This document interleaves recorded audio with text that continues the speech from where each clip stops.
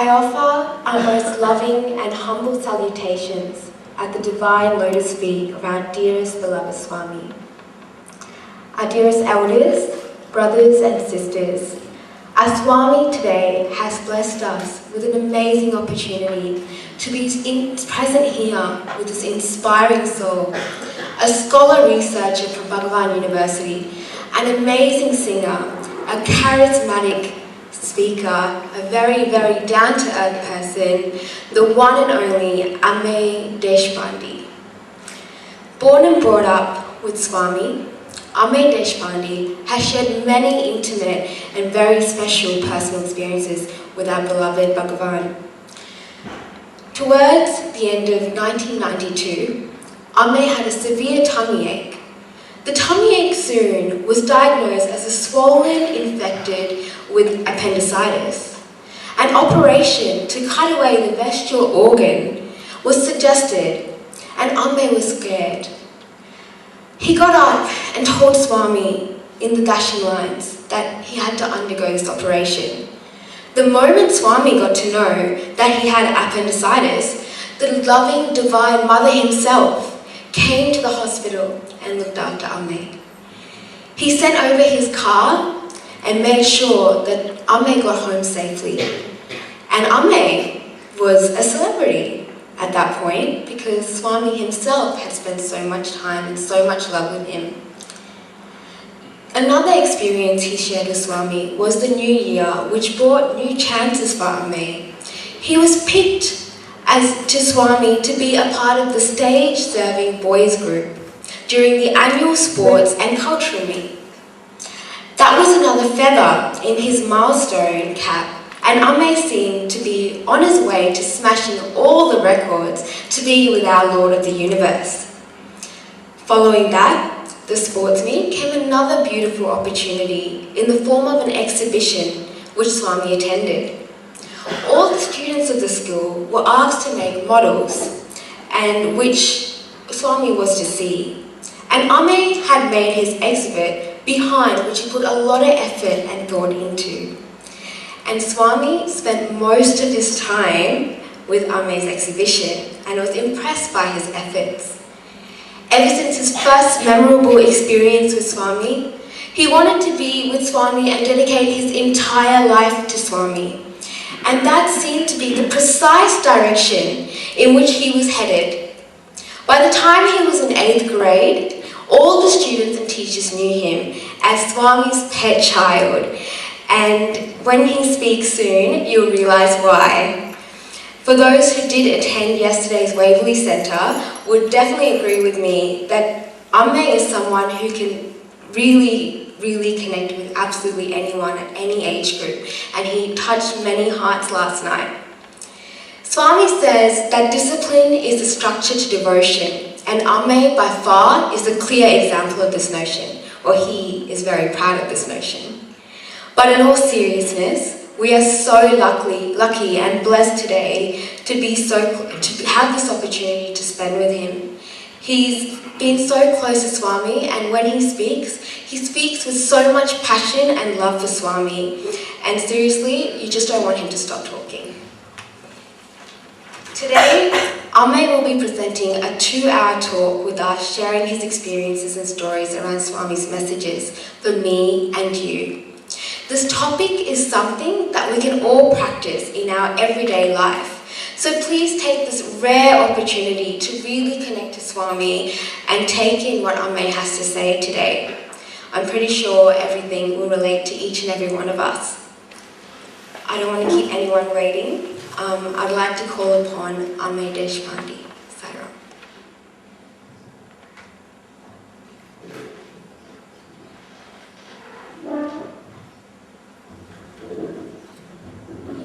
Offering our most loving pranams at the divine lotus feet of our ever-present Swami, and offering my pranams to all the beautiful forms of Swami who are seated here, and invoking his presence and his love and his divine benediction on each and every one of us. Most revered elders, Dear brothers and sisters, Sai Ram to all of you, and a very good afternoon or good evening. Even as I was hearing the introduction, I wasn't sure whether it was me. The only thing that I could make out was my name kept popping up every now and then. Well, I can only say in the beginning, I'm reminded of a beautiful experience. That's what I'm going to do most probably, because don't ask me to tell you about philosophy. I'm not too good at it. But I can tell you a whole lot of stories of Swami. Is that okay? Right. So we have something called the prayer talk sessions in our university. And Swami used to take a lot of interest, in these prayer talk sessions. In fact, Swami always wanted every student of his to be a good public speaker. Swami students should be good in public speaking. So he would keep, encouraging students to speak. And so he would personally ask, who's going to speak the next day in college? Though Swami physically will not be coming to the college, he would want to know who is speaking in the college. So there was one such day, it was a good chance always to have. So in fact, the very fact that Swami was going to come and ask you, boys lined up to sing or to speak in front of Swami. Because at least that would be one chance where you get to interact with Swami.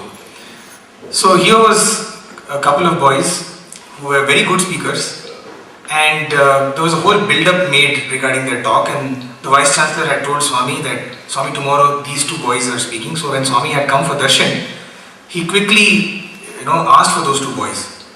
And, Swami kept telling all the other people seated over there, these two boys are going to speak tomorrow in college.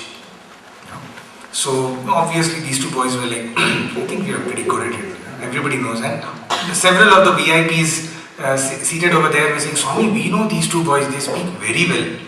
They speak very well, Swami. And so see these two boys, and very good speakers. They've got a lot of intellectual brilliance. And as like how you pump up a balloon, that's how Swami keeps pumping you. And your head keeps going. And so the two boys were just listening to Swami, and Swami was going gaga over their speaking abilities. And it was about 4:45 in the evening. And for those of you who remember the olden days in Prashanthi Nilayam, probably about 10-11 years back, there used to be a flute piece that used to be played before bhajan started. So 5 o'clock if bhajans are going to start, at 4:45 you will have about 15 minutes you will have a gentleman playing the flute. In fact, that gentleman is also an amazing story to tell. Simply because, did you know that that gentleman suffered from fits? He would get fits every 2 minutes. And Swami's recommendation or his medication for that problem was to play the flute. And people who actually used to sit next to him, and I have done that several times with a lot of trepidation, while he's playing the flute, he'll be getting fit attacks. You cannot believe that. He will go suddenly, his hands will start to play, go really wild on the flute, but he would continue to play. And eventually he was able to Bhagwan cured him of that fits problem just by playing flute. So that was one story. So anyway, so this gentleman used to play for 15 minutes before. So Swami was standing outside, and this flute piece just started from the bhajan hall. And where Swami was standing, the two boys kneeling down in front of him, and there was this kind of amplifier on top from where the music started to come.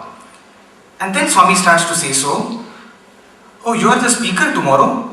Suddenly, till now he was talking about how good, speakers they are. And so, oh, Swami, yes, Swami, we are the speakers tomorrow. And even as the music started, Swami looked up and said, this is also speaker. Right? That's also a speaker. Okay. And you are also speaker. So both of you are speakers. And then Swami goes on to say, but where is the music coming from? He said, Swami, inside the bhajan hall. And Swami is pointing out at the heart and said, yes, from inside. This is how Swami will play, right? So I'm sure all that introduction that he gave is only to make me know that I'm just the speaker. Okay, the one who should be speaking through us is seated inside. And I pray to him that he is the one who shares whatever he wants with all of us this evening. It was in Kodaikanal in 2005 that we were all seated. And Kodaikanal, is a beautiful, beautiful experience of Swami on the other side. Most of us see Swami coming out for darshan, interacting with all of us, and you wonder, right, what happens when he goes back into that house? What happens when he goes back to Yajur Mandir or to Prashanthi Nilayam? And Kodaikanal gives you a brief insight into what really happens, behind the scenes. All that. And you will not believe if I tell you that as excited as we are for his darshan, probably equally, if not more, is he also excited to come out for darshan. He's also like waiting, have the devotees come? And in fact, I was reading one beautiful book called Love Is My Form, which is a compilation of his very, very early life.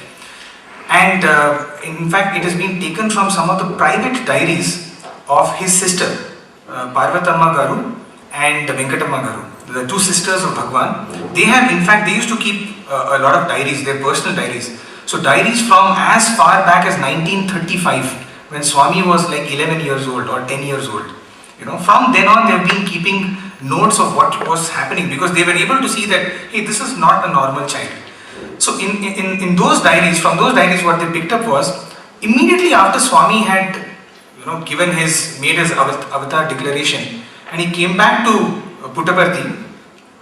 Can you believe it if I tell you, Swami would get up every morning at 4:30, have his bath and sweep the entire house.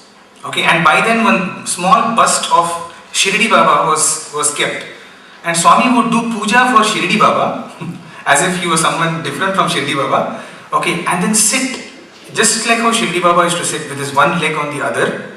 Okay, and then wait for devotees to come. Can you imagine that? How beautiful, isn't it? Swami used to wait for devotees to come, and he would keep asking Karanam Subhamma Garu, that is, the one who used to feed Swami and who used to make food for Swami. Hey, Bhaktula Vachara, have any devotees come? The Lord used to wait for devotees to come. So those were some of the early years. So we would see that actually happening in Kodaikanal. The excitement that Swami would have in going out for darshan, and all the time inquiring about devotees and how we were doing, and Swami's food habits, and etc. etc. So it was one such occasion. We all were sitting around. We would close to spend about 12 hours with Swami. Okay, 12 hours in absolute direct divine presence. You couldn't escape, in fact. You would bump into Swami. There were times, of course, before I went to Kodaikanal, there were students who said that while they were shaving, in the mirror they would see Swami standing behind, saying, shave fast, even I have to shave. It was that kind of an intimate, look into Swami's life that we would see. And, there were times when it seems boys would come out of the bathroom in their towel, and they would be seeing Swami standing outside, physically. Okay, so we were all seated next to Swami, and it was time for bhajans. Okay, so I'll just give you a typical day in Kodaikanal, how it would be. We would get up by about 4:30, 4:15, get ready, and then have a quick walk around the lake. I don't know if those of you who have seen Kodaikanal. There's a big lake in between, just right opposite to where Swami lives, the SAI Satsang Mandir. It's a 7-kilometer lake, the circumference, and that is the only fantastic walk that we used to have in the morning, because otherwise all day long we'll be eating.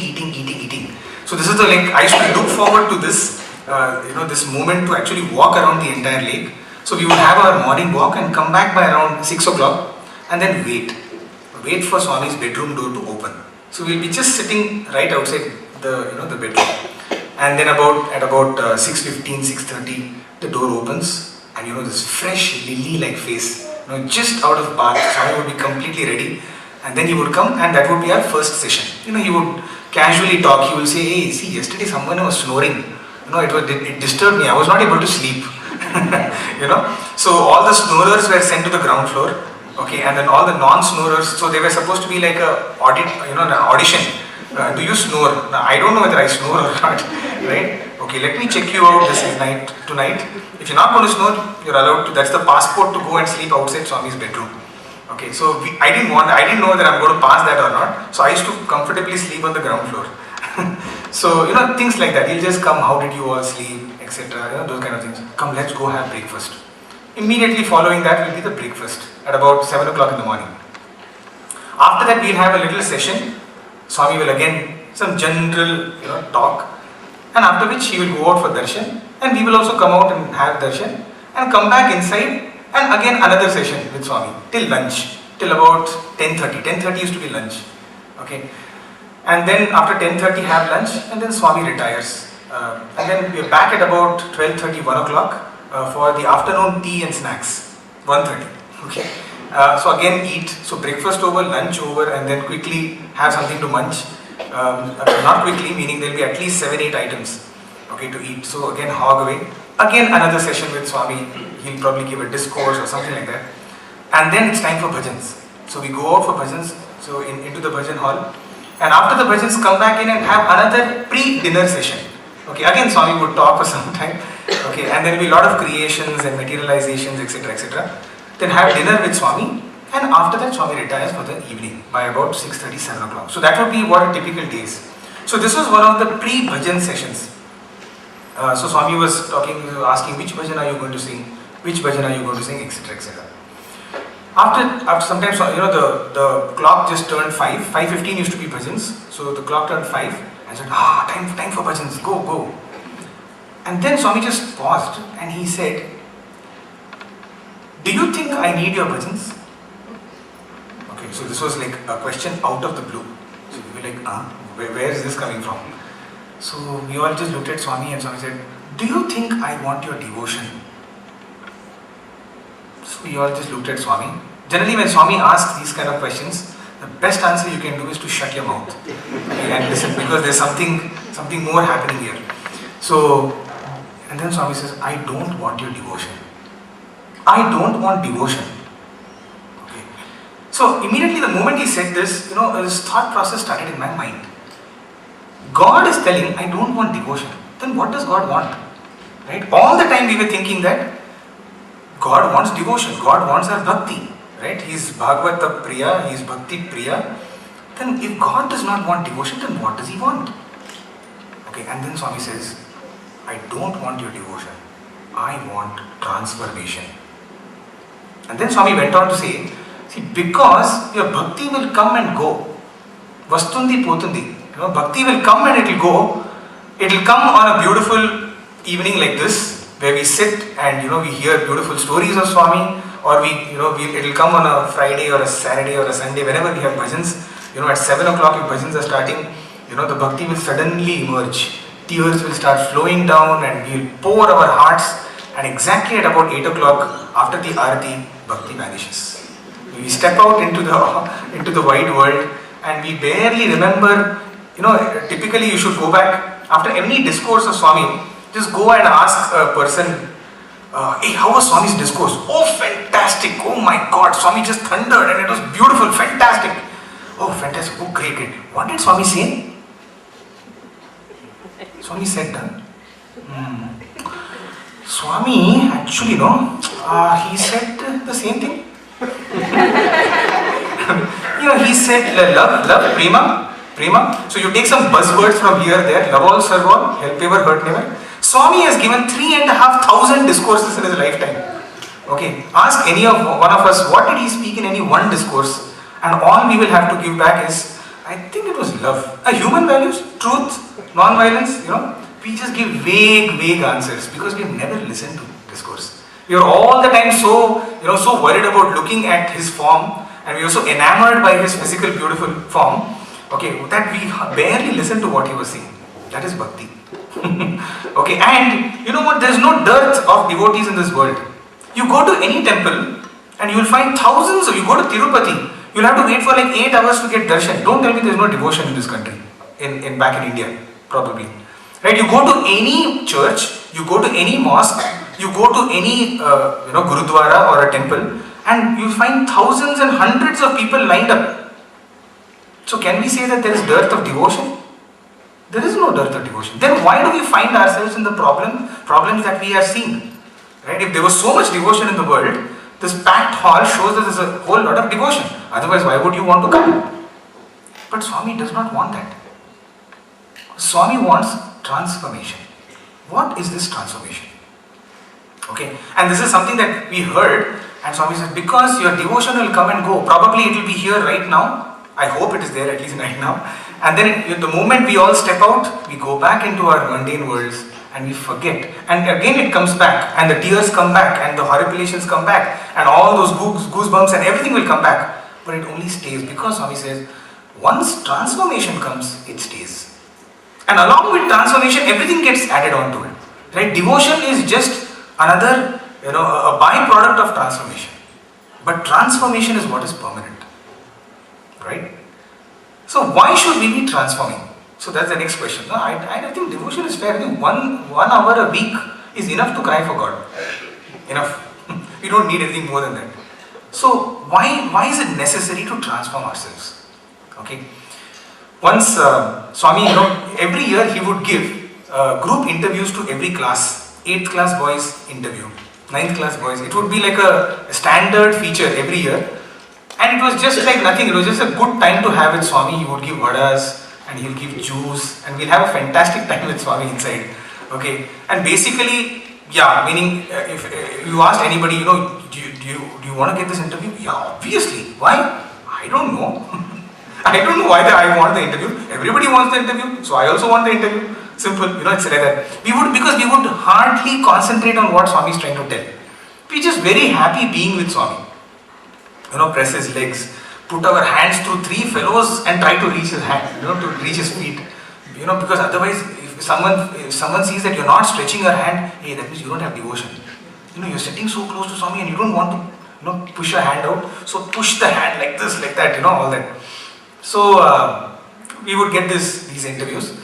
There was one year when, every year what would happen is, for some time during the year would typically start off like a honeymoon. Okay, it would start fantastically. Swami, so much of interaction, so much of love flowing from Swami's side. And then suddenly there will be times when Swami will just switch off. Okay, and those switching off moments, we knew it would be around the corner because there would be someone who would do something wrong, or all of us probably. But for that particular, but we would never know when that moment would happen. When Swami would actually stop talking to all of us. And those were the moments which used to be so difficult to take because you never knew. Sometimes it could last an entire year.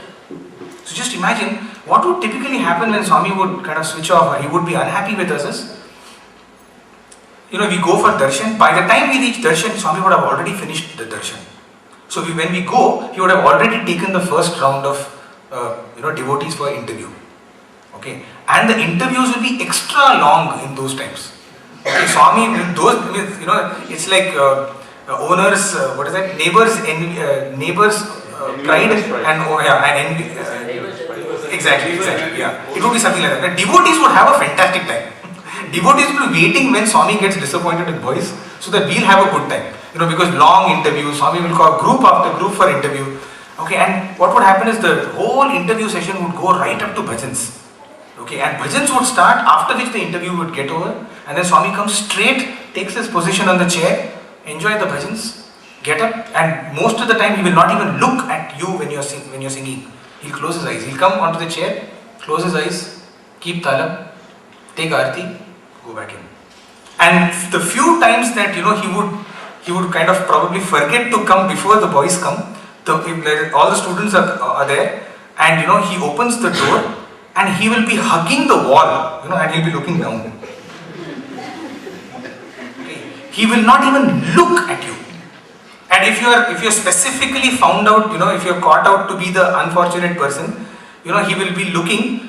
Okay, so this is 1, 2, 4, 5, 6. The 3 is missing. He won't even look at you. And only God can do that. Or the worst thing I would say is he will actually treat you like furniture.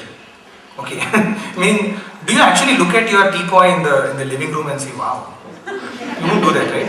The teapot is just there. You be there or you're not there, who cares? Something like that. You will be like a teapot in Swami's living room. That's when he's giving you the cold treatment. So it was one of those cold treatment times, and the year was getting over. It was about February, March, and by March 31st the year gets over, and the last set of boys had not got their interview. Okay, everybody else had got an interview, but Swami is not talking to anyone. And so all these boys started, Swami, every day Swami would come out, please Swami, interview Swami, please Swami, everyone together. Okay, so you can imagine about 120, 150 boys at one time yelling. And Swami, no, I'm not able to understand, if 150 people yelling into Swami's ears, but Swami would not be able to hear. Of course, what can you do if a person does not want to hear you? Right? So, please Swami, interview Swami. Then Swami is like, what? But I'm talking to you. Why do you want an interview? And when he says a statement like that, you can't do anything about it, right? I mean, you just have to accept it. Swami means, Swami, talk to us, Swami. I am talking to you. See, I am talking. Right now, I'm standing here and talking. No, Swami, we want to, be inside that room. Why? I'm talking. The same Swami is inside, isn't it? Something like that he will do, and he'll just walk away. So every day this clamor for the interview started, and everybody, Swami, slowly it became interview Swami, it became please Swami, please Swami, please Swami. Okay, and one day, as Swami was walking and all the boys were saying, please Swami, Swami just stops and said, yes, first you please Swami. Okay, how he plays with the word. Okay, we were all saying please Swami, okay, and he was saying, yes, first you please Swami, then Swami will talk to you. Okay, this is how he, so just imagine, immediately after that, all of us went quiet, all the boys went quiet. Okay, here was Swami trying to tell us that you first please me. What are you doing to please me? What transformation are you bringing in yourself which will please me? And why Swami is the most important person to please? Okay, I don't need to tell, but let me just share with you a few examples of, or a few incidents of why Swami is the most important person to please. Why he is our only companion in our life. I'm sure most of you already agree with it, right? That he is the most important companion with us. But let me just share with you a couple of stories which come to my mind. The first story is something that Professor Kasturi Garu had once narrated to us. A fantastic story. It happened during the World War time. So there was this gentleman who had gone from India, and he was studying as a little boy in London. And it was just then that the World War had started. And often there would be, air raids where bombings would happen. And so what would typically happen before the air raid happens, there will be a siren which goes off. Okay, and that will be the signal that everyone has to get into bunkers. Okay, there were these underground bunkers where everybody would have to go. And it would be such a chilling moment. Just imagine, you don't know whether you're going to survive that air raid or not. Right? Every day you don't know whether you're going to live today, you're going to see the end of the day or not. Right? So this boy, he was going through this, he was doing his studies over there, he was studying engineering, and every now and then there would be this air raid, the siren would go off, okay, and he would get out of the house and everybody packs themselves up in a bunker for 3.5 hours, okay, and then slowly, once the siren again goes, you come out and go back to your homes. And probably in another 6 hours again you have to leave. So this particular person, at the end as days were progressing, he was not able to take it. He said, to hell with this life. Okay, why should we be living like that, this kind of a life, where you don't know whether you're going to see the end of the day or not. Okay, and so, this intense amount of anxiety and depression overtook him, and he just said, the next time the siren goes off, I'm not going to get out.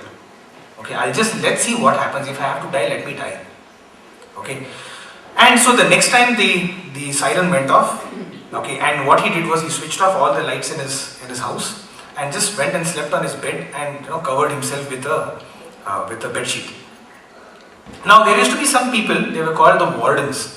The wardens' jobs, where the moment the sirens go, their job is to actually go through the building and see whether there are any disabled people or aged people who are not able to come out on their own. Their job is to help these people come out. And they were very good in what they did because they had to do it really fast. So this guy, he's sleeping, the siren goes off, and a couple of minutes later, there's a bang on his door, saying, that is the warden calling out, please come out, please come out. And he had just decided that he's going to not get up, he's not going to respond to it, he's just going to sleep over there. And so he didn't respond to it. And this warden is telling him, he's hitting harder and says, I know you are inside there, open the door. So you're like, how does he know that I'm inside? Okay, so that's the first sign for him. But then he doesn't respond, and so he says, you either open the door or else I'm going to break open. You have no right to take your life.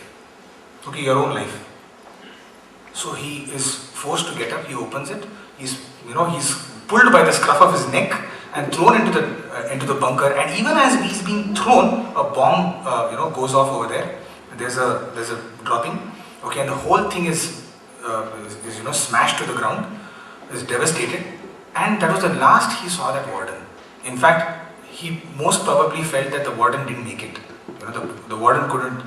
So he said, oh God, if only I would have got up a little earlier and responded to him, probably even he would have lived. Years passed by. He finished his diploma, his engineering, came back to India. It was about 1963 or 64.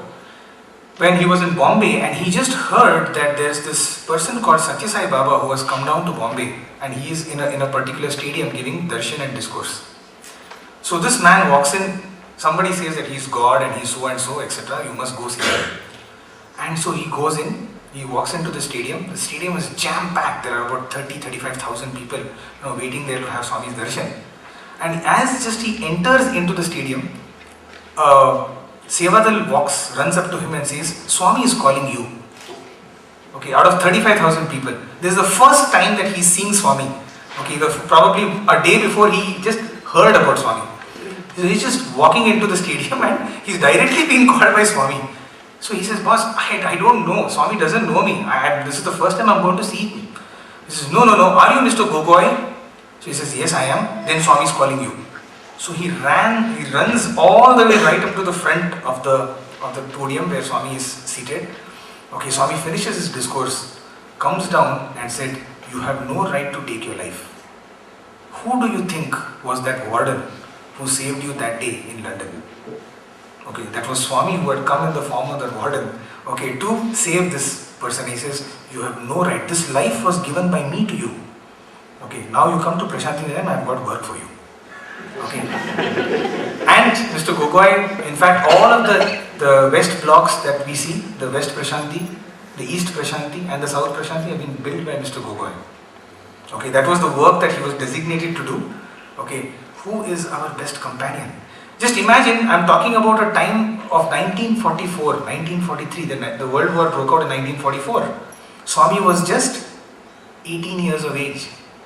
Okay, and that is why Professor Kasturi so beautifully says, when a little boy in a dusty town of Uravkonda, in fact, I don't know whether you've even been to Uravkonda, where he declared his avatarhood. I'd been recently to Uravkonda. It continues to be a dusty town. Okay, just imagine a little boy of 14 years of age is telling in Uravkonda that the world is calling me. When he declared his avatarhood and he walked away from his home, throwing away his books, this 14-year-old boy who had not even seen a city in his life is saying, not the state of Andhra Pradesh, not the south of India, not the country, the world is calling me. My devotees are waiting for me. Just imagine the vision of that avatar. Okay, as a 14-year-old boy. And Professor Kasturi says that it is for Mr. Gogoi that he had declared his avatar. And for several thousands and hundreds of us, he pulled each one of us into his fold. That is what the avatar of the age is capable of. He is our most dearest companion, even if we do not know him. There's another beautiful story which I'm sure some of you must have heard, but I'll even then tell it. This was narrated to us by Mrs. Geeta Mohan Ram. I'm sure you know who she is.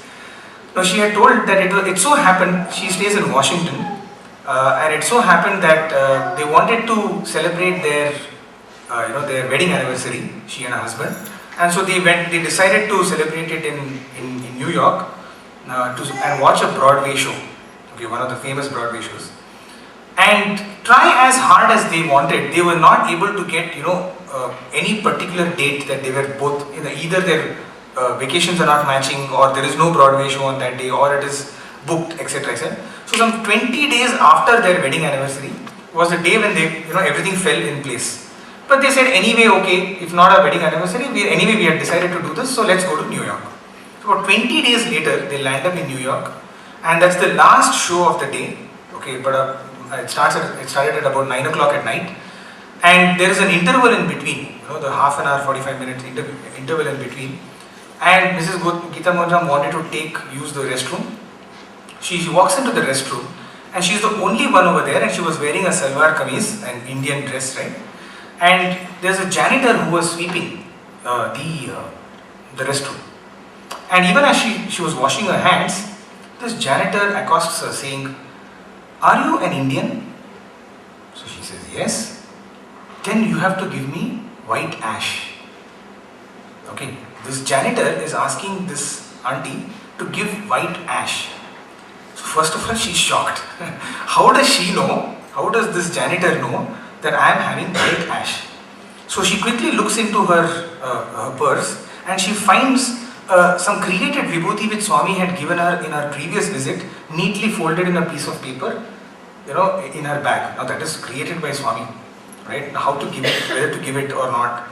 Okay, but anyway, because it was so bizarre that no person like this should ask, so she pulled out to give it to her, but she said, "Before I give you this white ash, can you tell me how did you know that I'm having this?"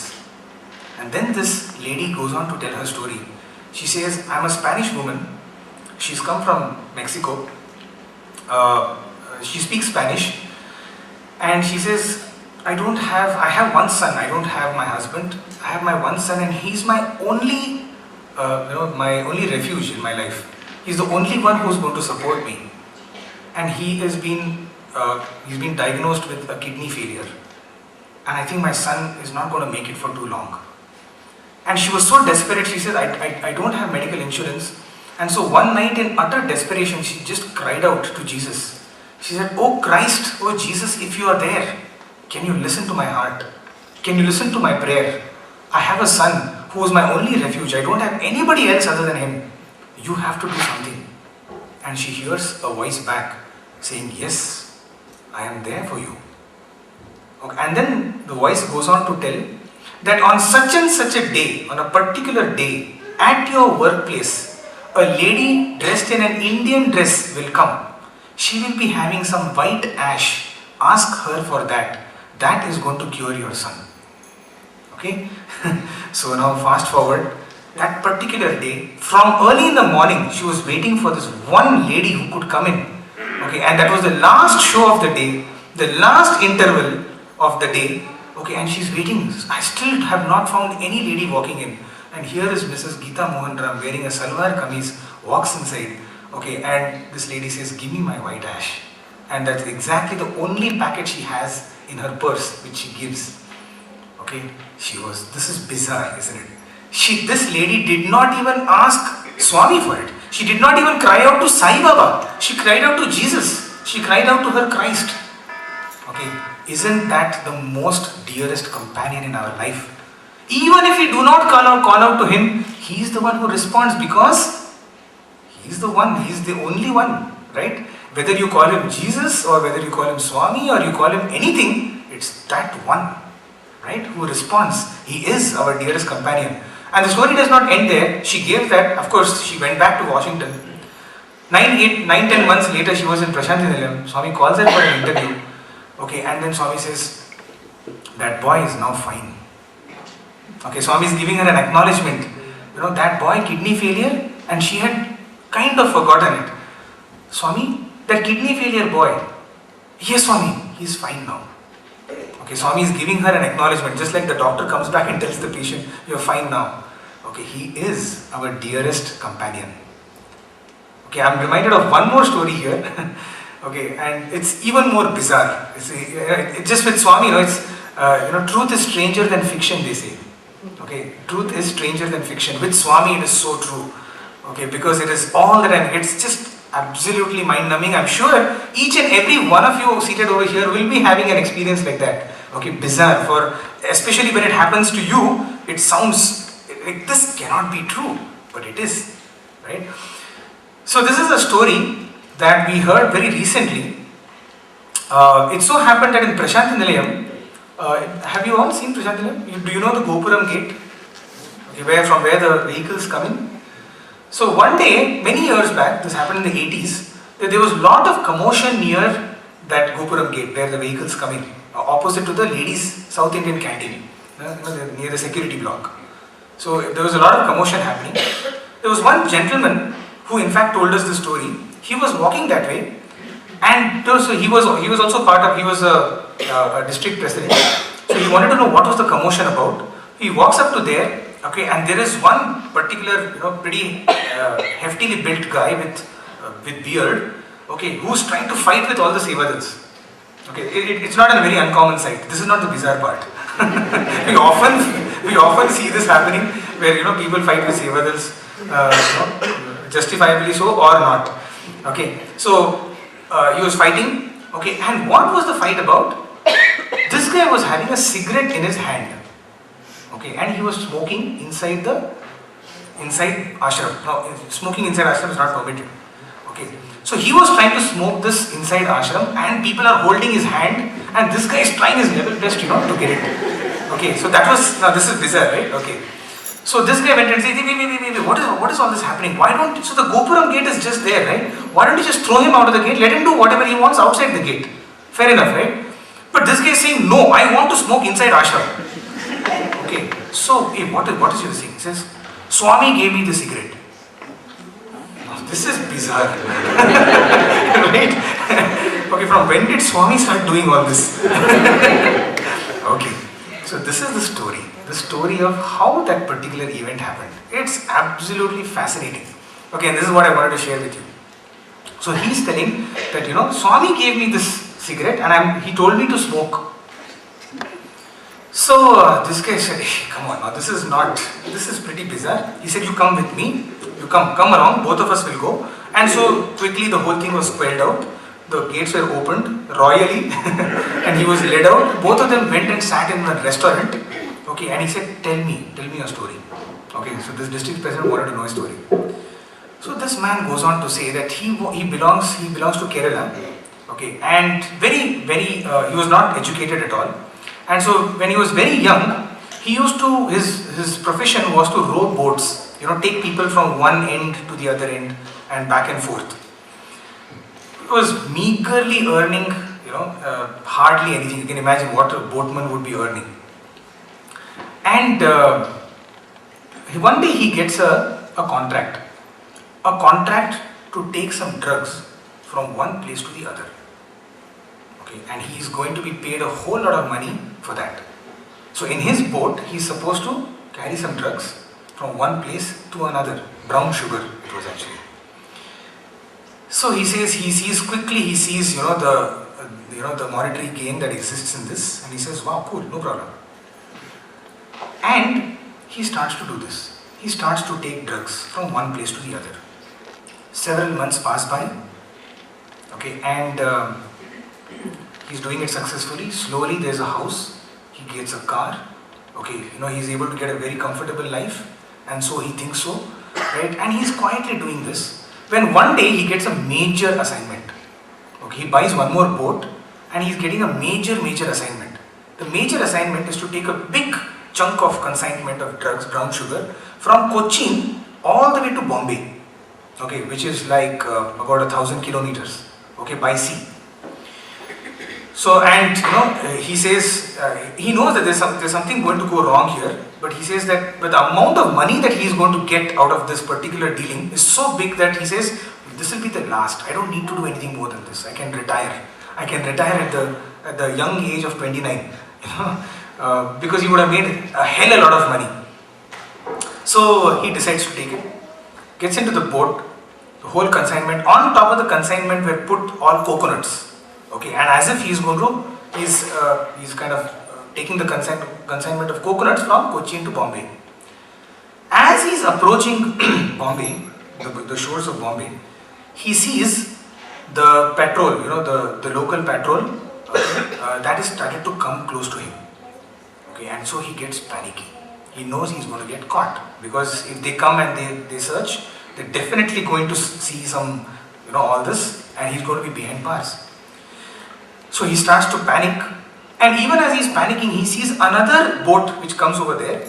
Okay, and that boat has only one person. He's a Muslim man. Okay, which his entire dressing up is just like a Muslim. He is walking up to him, comes up to him, and he says that you're going to get caught. Okay, you're going to get caught. So he says, yes, I know that. I think I know that. He says, I can save you. Okay, I can save you. Just follow what I'm going to tell you. Okay. So he says, no, come on. First of all, how does he know what I'm carrying? Okay, but he knows that he's saying that I'm going to get caught, which is true. Why should I be believing him? Okay. But at that moment, it's like your instinct takes over, and so he says, okay, fine, what do you want? He says, we'll switch boats. Let me come into your boat, you come into my boat. He says, this is bizarre, isn't it? Why would someone want to take upon himself all this? Unless, of course, he has already bribed those guys, or he already knows those guys, or something like that. So he quickly thinks for a moment, and then he agrees. He says, okay, fine.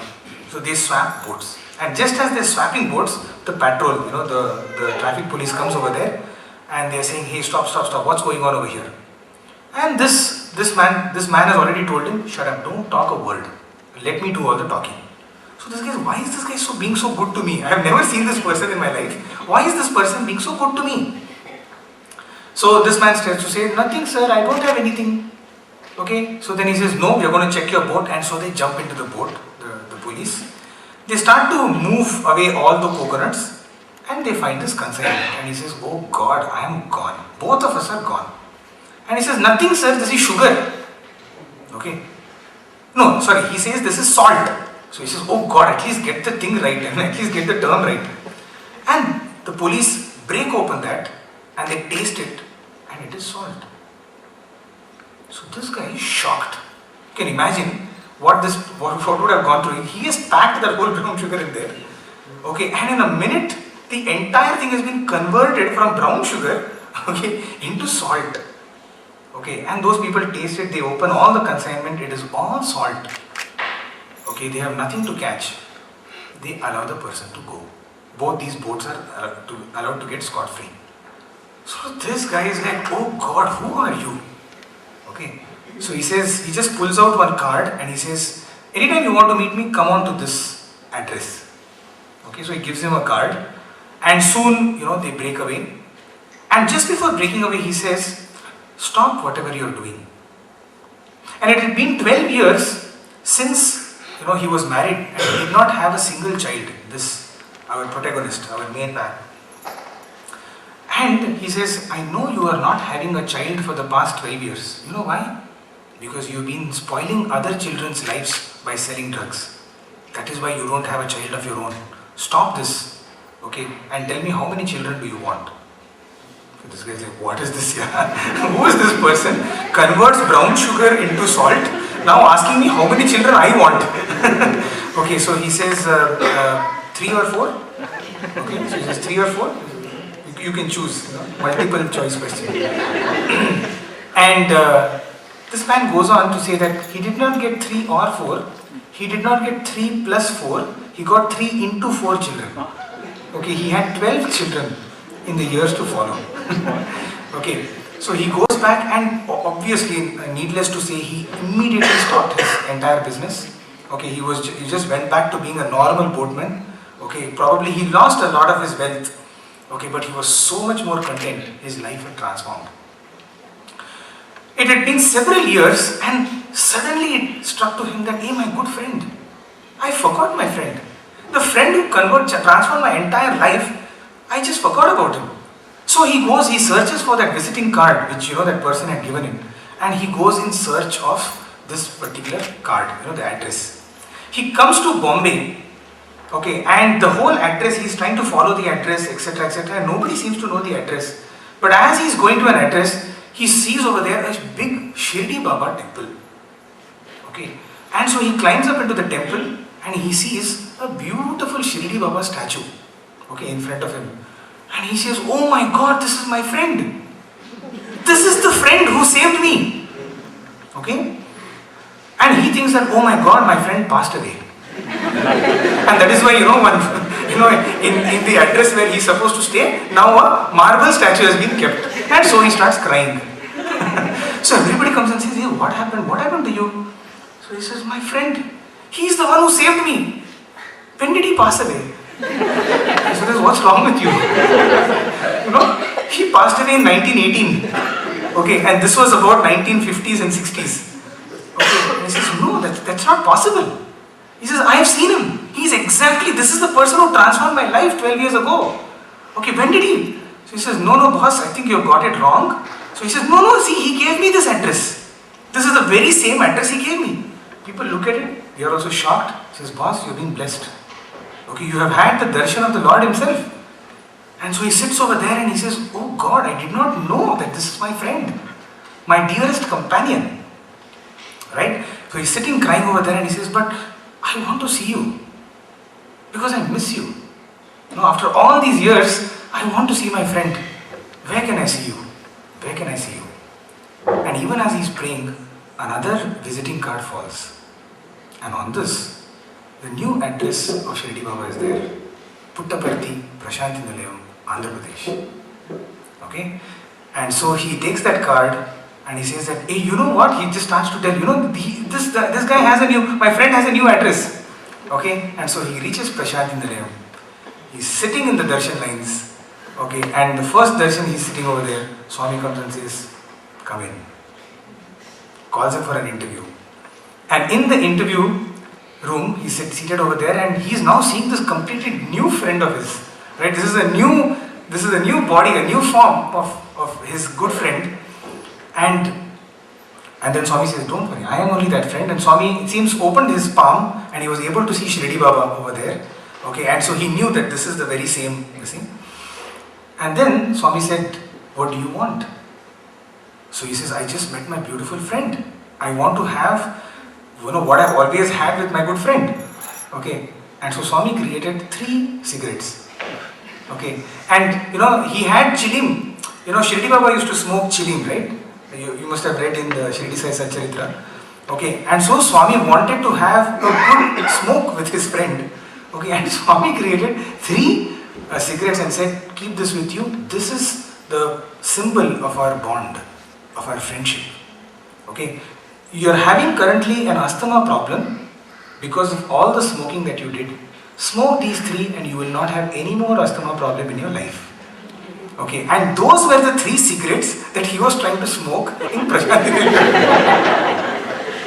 Okay, yes, that is our beautiful, beautiful Lord. Okay, all the rules kept aside, he can do anything just to keep his bond with us, our dearest, most beloved companion of our hearts. It can go beyond Janmas, it can go beyond avatars, isn't it? It can probably, most of us would probably have been Vanaras or Gopikas back in the Rama time or back in the Krishna time. And we are back again with him. Okay, our most cherished. And when he says, I don't want your devotion, I want your transformation. Can we give him that gift of devotion? Can transformation become... So all the time you're telling yourself with every breath, I am he, I am he, I am he. And you're calming down your mind. That is why oftentimes they say, and this is not just a very, very spiritual thing to do. Look at any sportsman, before he starts his, before he gets into the match, right, what does he do? Yes, I'm ready now. Why does he need to do that? Because you need to first remove all the things that is there. We have spoken to several great sportsmen, including VVS Lakshman. He's pretty famous in this part of the world for all the number of wonderful centuries he has hit against Australia. Okay. So he had come, and in fact his name is SAI Lakshman. He's Swami's devotee. So he had come to Parthi and so we were talking to him and he was telling that he exactly follows what Swami has told. Okay, which is to first clear up your mind. So he says, he had just come out from a South African tour. I don't know whether you all are interested in cricket so much. I'm sorry if some of my cricket love comes over here. But something like, Dale Steyn? Yes. Morley Markle? Yes. Okay, these are some of the most feared bowlers in the world. Okay, so we were asking him, how do you prepare yourself to face some of the fastest bowlers on earth? Okay, and he was just saying, make your mind blank. When you walk into the ground, you make your mind blank. And all your hours and hours of effort that you have put in the nets, okay, he was telling, once even Mr. Sachin Tendulkar was telling us, not us, in a particular camp that he was doing, at the peak of your concentration, you will have reached such a level, you will not even know whether the bowler is bowling over the wicket or around the wicket. At that stage, Only the ball exists and your subconscious mind plays the shot. You're not playing it. Just imagine this is a boy who was flunked his 10th class. Okay, who has not even finished his schooling.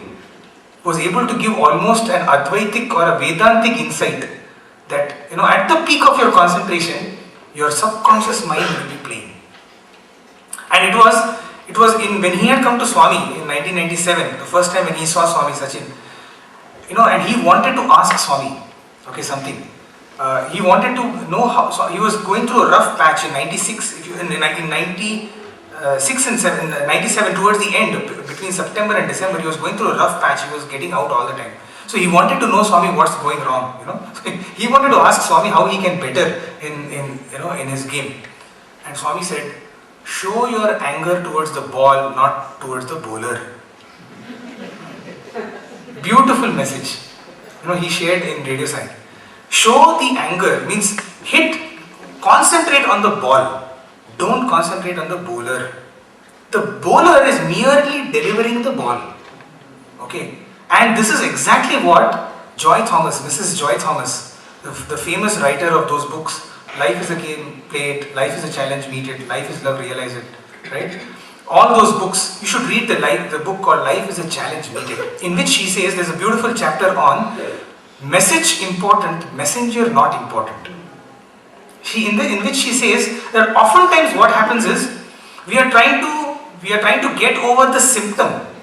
There's this person who is irritating me, who is bugging me, okay, and I don't want to see that person's face. Right? That is what more often than not happens. What we forget is that he is trying to convey some message to me. Am I getting that message? So she said, the moment you see this person who's irritating you, try to go back inside and say, Swami, what is the message that he's trying to give me? Because, why am I getting bugged? Why is this guy irritating me so badly? Okay, and try to start thinking about what is the message that you're getting from there. And then she goes on to say the most beautiful thing. She says, the moment you understand the message, the messenger ceases to exist. Right? So the moment there's this person, imagine, there's this person who's irritating your head off, okay, and you come to know, okay, Swami, this is what you wanted me to learn. Okay, now next time let that person come, I'm ready for it. Guess what? The person stops irritating you. And then you're saying, Swami, but now I'm ready, I know how to. Yeah, the message is done. Messenger is not important. Right? That person suddenly disappears from your life. You are waiting for the person to come back to test out, your skill. Done. Next. This test is over. Now next test. One more person comes. With one more problem.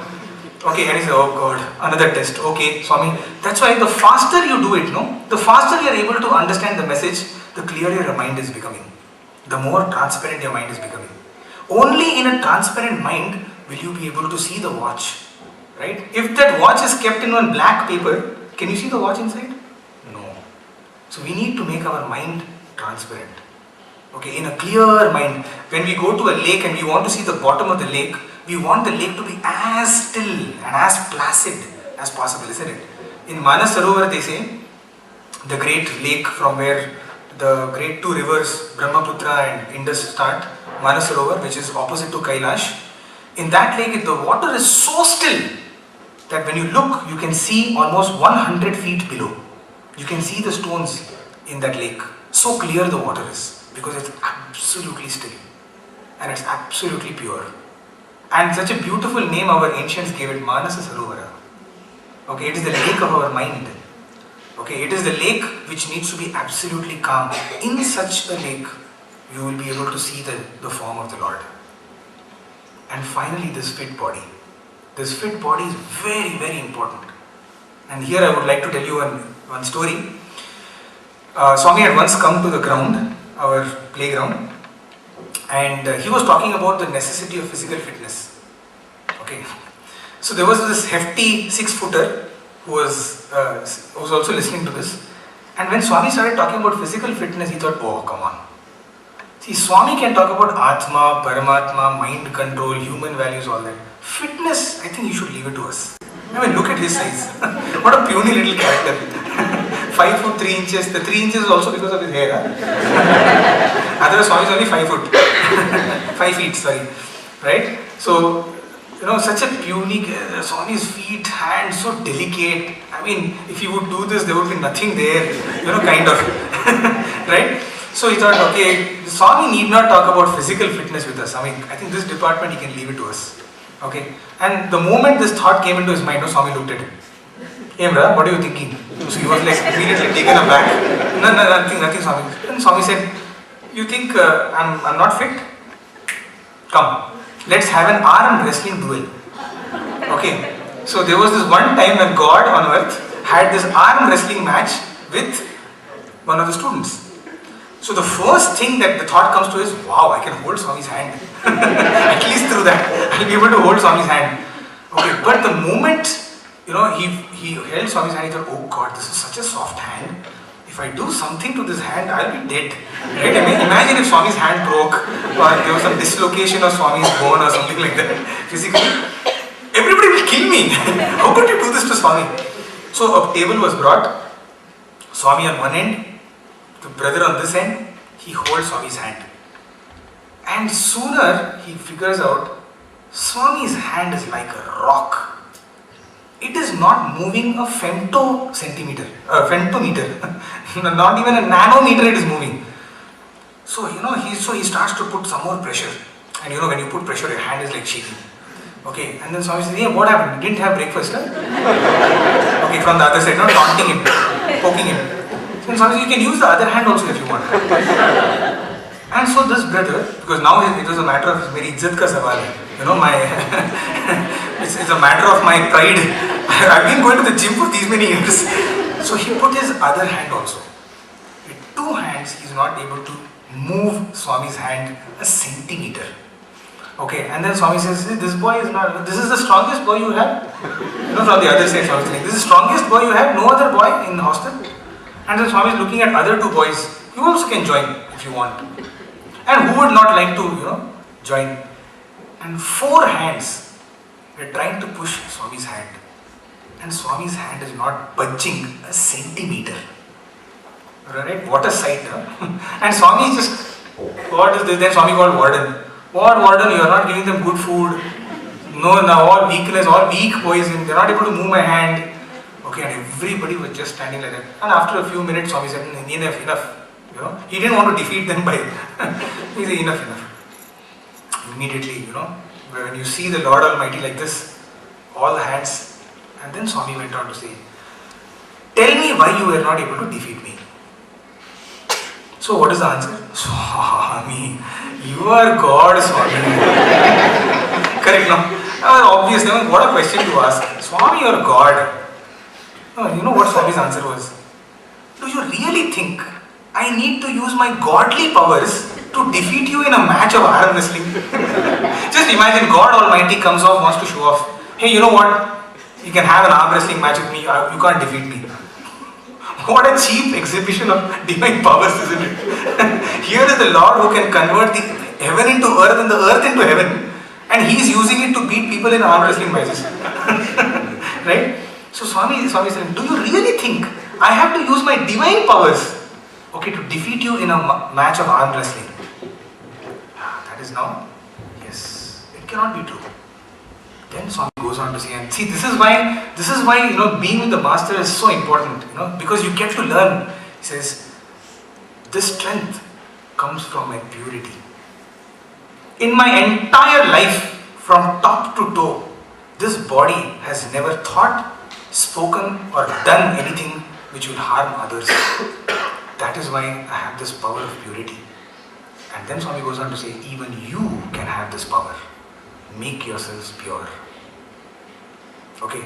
And we have seen time and again people who have constantly tried to make themselves pure. All the masters, whether it is Ramana Maharshi, whether it is Aurobindo, whether it is Vivekananda or Ramakrishna Paramahamsa, all the time they were, the endeavor was always purity. That is what gave them this physical strength. And all of their strengths came from that. Of course, Swami is the embodiment of purity. But see, that is Swami's beauty. He will never say that, I can do it and you cannot. If I can do it, so can you. Because you are nothing but my own form. I would just like to end with this thing. Can we make that gift for Swami, because I'll tell you what we mean to Swami. Once Swami told one of the devotees, I don't know whether my devotees have faith in me, but I have full faith in my devotees. Just imagine. This is a statement Swami made. That I don't know whether my devotees have faith in me, but I have full faith in my devotees. Why? From where does he get so much faith? Because he knows that he and I are the same, isn't it? We are verily his forms. Right? That it is that confidence which makes him say that I know that I have faith in my devotees, that my devotees will realize. He has that much faith in us. I'm reminded of another moment where Swami said, I don't know whether you love me or not. I know that I love you so much. And where there is love, there is faith. Because faith and love are interchangeable, right? When you have love for something, you automatically have faith in that person. When you love your mother, you also, as little children, right? When Swami always says, as little children, you made the child stand on the window sill. You would stand a little far away and you say, jump. And what does the child do? It jumps. Right? Why? Because it has full faith that my mother will hold me. Right? It has complete total faith that I will be held by someone. And it takes that leap into the unknown. Later on in our lives, we don't jump. Hey, are you sure you'll hold me? That is the question we are asking Swami also. Right? Swami is saying, come, jump, take that leap. Swami, are you strong? Can you hold me? I don't think you can take my weight. These are questions that we are asking Swami. Okay, let us have that faith. Let us have, because he has so much faith in us. He knows that we will take that leap. He knows that he is going to get some of the most beautiful gifts for his 90th birthday. He is looking so much forward to it. Can we give him the most beautiful gifts? And I think that is something that let us go back as a group, as an individual. What is the gift that I am going to give Swami on his 90th birthday? And start working towards it. Okay, so when I said that particular box that we want to give, okay, the heart part is our individual sadhana. Right? The heart, the golden watch is our individual sadhana. The mind level is the group sadhana. Okay, and the body part is the collective community sadhana that we can do. Okay, so we can actually break this down, this gift, and that's what we are also trying to do in our institute. What gift that, and believe me, I'm not joking, but this is exactly what we are doing.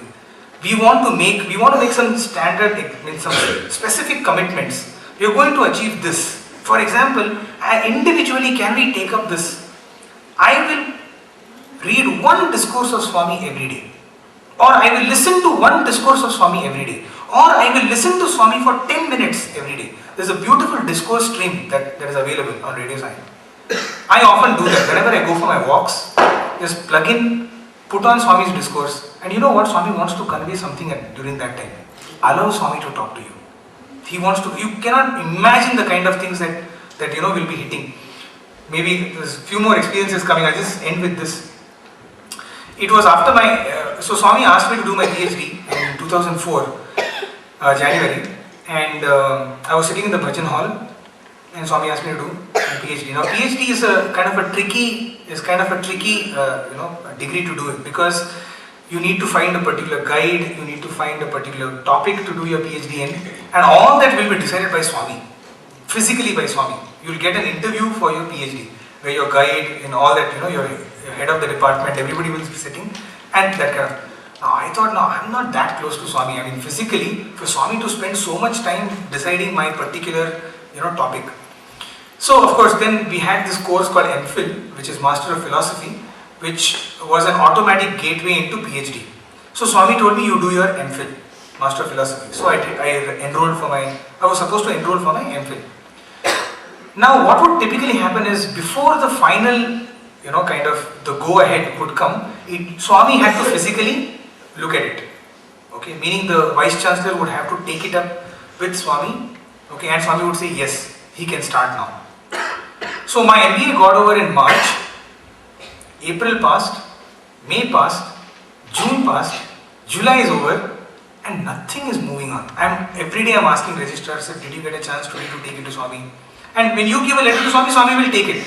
But that's not enough, right? You cannot go back and say, sir, Swami has taken my letter, I can enroll for PhD. No. Swami has to tell the Vice Chancellor. So every day I'm going to the registrar and to the Vice Chancellor, sir, something today? No, today Swami was busy. Okay. So every day now here we are singing in front of Swami. Swami is seeing, okay, but he's not saying anything.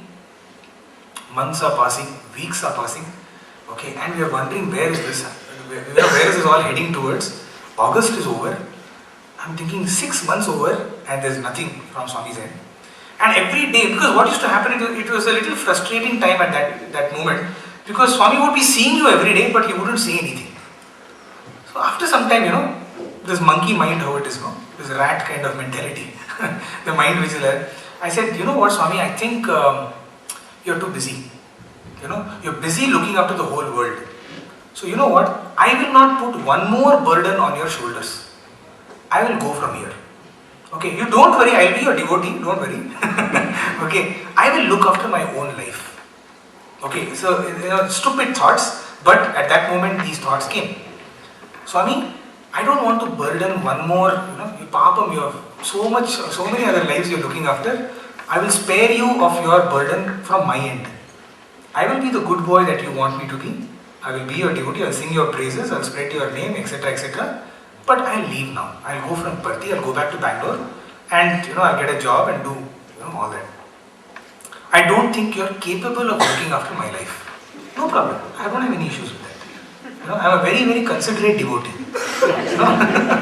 Right? Extremely considerate devotee, right here. So no problem. Take your time. That kind of thing.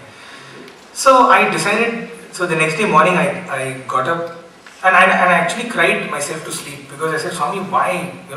I always wanted to be close to you. Okay, and here I am, you're forcing me to take this decision. So next day morning I went for darshan, bhajans are over, and I used to often go to Radio SAI and listen to Swami's discourses because they were doing some technical work regarding, they wanted to get some keywords from every discourse. So I was doing the keyword analysis for Swami's discourses. So I would go after bhajans and till lunchtime I would do this job. Because nothing else to do, right? Whole day you're just sitting doing nothing. Just imagine. Okay, in the evenings you cannot sing because the current students, are singing. So you are now an old student because you already passed out of the institute, you finished your degree. So you are an old student. And we used to be called waiting boys. Okay, the boys who would have to wait for Swami to tell, they are called waiting boys. And this waiting boys is, in Hindi they say, dhobi ka kutta, na ghar ka na ghat ka. Okay, you're like this dog, this precarious condition. It's like between the devil and the deep sea. So neither do you have road this side, neither do you have road that side. Everybody is looking at you and saying, why are you wasting your life, man? Do something. And the same people, our own teachers in the university would tell us, why are you wasting your life? Swami has given you a degree. Go out, work. Don't waste your life like this.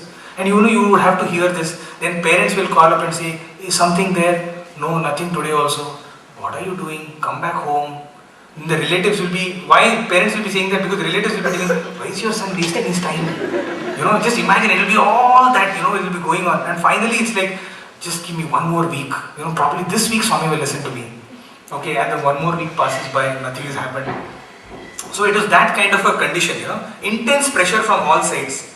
Okay, and so but I'm telling you, today when I look back at that waiting period, it's the most phenomenal spiritual growth period that we have. Because we are waiting and we are contemplating all the time on God. And ever since, in fact, I have joined the institute, I have no time. We are so sucked in our work, so sucked out in our work, PhD and all the things, we don't have time. This waiting period was such a beautiful period. At that time, of course, it's not a good time. Okay, so we are waited. I went back to Radio SAI, plugged in, and I'm hearing this discourse from 26th of May 1996. And it's a summer course discourse. This was in 2005. I'm listening to a 1996 discourse. And as Swami is talking in the discourse, Swami says, in the course of the discourse, Swami says, people think, is God capable of looking after their lives? Okay. And then Swami says, have you ever given God a chance to look after your life? And then Swami says, give me one chance and see what I can do with your life. In the discourse, 1996. Okay, and I almost felt at that moment, oh gosh, I just had to, I just left my this thing and I just started crying there. Because here was my Swami telling me, give me one chance and let me show what I can do with your life. And at that moment I said, yes Swami, take it. Whatever you want to do, do. I am not going to move from here. Okay, and of course we waited for another 15-20 days, but then eventually we got in, and here is life being taken care by Swami. So Swami is waiting for us to offer our lives to Him. Do we want to offer our lives to Him? This is an assurance. Why I give you the date of the discourses, if you want, you listen to that discourse. This is a discourse that Swami has openly told. Give God one chance to look after your life. And then how does it happen? I'll end with this beautiful experience which is very close to my heart. It happened to one of our professors. His name was Professor Kuppuswamy. He was in our college. And he went through a very, very, very rough time in his life. You will not believe if I tell you. It was in 1 year when he lost his wife. He lost both his daughters. And he lost his job also. From Prashanthi. You can imagine what a devastated feeling you will be, right? When you start to lose everything, the world around you is collapsing. And it was in the middle of this process that he was going through. One night as he slept and he was praying to Swami, why is this happening? Swami comes in his dream and just tells him 3 words. Goldsmith, goldsmith, goldsmith. Okay, and that's how the avatar, you always, because you have to undergo your own journey process. So he got up and he's wondering, what is this goldsmith, goldsmith, goldsmith? So he's walking in Bangalore and he just happens to walk past a shop, a goldsmith shop. So nothing, he just sees that goldsmith and enters off into the goldsmith shop. And he goes and sits opposite to that man and says, tell me something. Okay, and this goldsmith is, who are you? Okay, and he says, nothing, just tell me something. Shoot, tell me. So this man is absolutely, dumbstruck. He says, okay, let me tell you what I do. And then this goldsmith starts to explain to him what he does. He says he gets raw gold, okay, and then he thrashes out all of the impurities from that piece of raw gold until it is fairly golden. The gold is coming out, but there is still some hidden impurities. Okay, and then he takes this big chunk of the remaining gold and throws it into fire. Okay, and the whole gold starts to melt. And all the impurities one by one are just, they're just getting exterminated. They're just getting completely removed. And even as he's hearing this entire description, he knows what Swami meant by saying goldsmith, goldsmith, goldsmith. He's removing one by one all impurities. And this person is asking, and when does it end? When do you stop? And then here's the punchline. This man says, I stop. I know that the gold is absolutely pure when I can see my reflection in the gold. I know that the gold is now ready. It's a 24 karat gold. When I can see my reflection in that gold. And then he knew, why do we go through all that we go through? Because Swami is continuously purifying us, so that one day he can see his image in us. At that moment, we will be him and he will be us. That is the gift that we can give to Swami. Let us all pray that we give that gift of love, of that purity at our Lord's lotus feet. Thank you, Sai Ram.